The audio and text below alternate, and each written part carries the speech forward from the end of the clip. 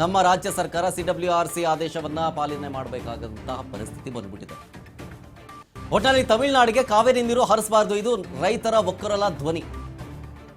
ನಮ್ಮ ರೈತರಿಗೆ ನೀರು ಬೇಕು, ಜನರಿಗೆ ನೀರು ಬೇಕು.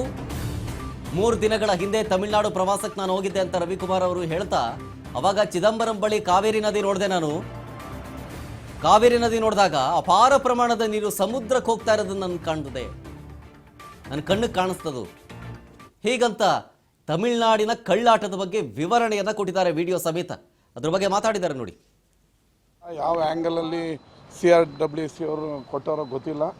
ಆದರೆ ರಾಜ್ಯ ಸರ್ಕಾರಕ್ಕೆ, ನಮ್ಮದೇ ಸರ್ಕಾರಕ್ಕೆ ನಾನು ಒತ್ತಾಯ ಮಾಡೋದು, ಯಾವುದೇ ಕಾರಣಕ್ಕೂ ನಮ್ಮ ರೈತರಿಗೆ ಬೆಳೆಗಳಿಗೆ ಕುಡಿಯೋದಕ್ಕೆ, ಬೆಂಗಳೂರು ಕುಡಿಯೋದಕ್ಕೆ ನೀರಿಲ್ದಿರೋ ಸಂದರ್ಭದಲ್ಲಿ ಯಾವುದೇ CWC ಆರ್ಡ್ರಿಗೆ ಮನ್ನಣೆ ಕೊಡದೆ ಅವ್ರಿಗೆ ನೀರು ಬಿಡಬೇಡಿ ಅಂತ ನಾನು ಒತ್ತಾಯ ಮತ್ತು ಮನವಿ ಕೂಡ ಮಾಡ್ತೀನಿ. ಸರ್, ಬೆಳೆಗಳು ಬೆಳಿಬೇಡಿ ಅಂತೇಳಿ CM ಹೇಳಿದರು. ಆದರೆ CWRC ಮುಂದೆ ಇಲ್ಲಿ ವಾಸ್ತವ ಸ್ಥಿತಿ ಮನವರಿಕೆ ಮಾಡ್ಕೊಳ್ಳೋದು ವಿಫಲ ಆಯಿತು ಅಂತ. ನಮ್ಮ ಮನವರಿಕೆ ಮಾಡಿಕೊಟ್ಟಿದ್ದೀವಿ. ಅವರೇನು ಅಂದರೆ 35 TMC ಈ ಜುಲೈಯಲ್ಲಿ ಬಿಡಬೇಕಾಗಿತ್ತು, ಅಟ್ಲೀಸ್ಟ್ 4 TMC ಬಿಡಿ ಅಂತ ಅವರು ಸಾಮಾಜಿಕ ನ್ಯಾಯದ ಲೆಕ್ಕಾಚಾರದಲ್ಲಿ ಕೇಳಿದ್ದಾರೆ.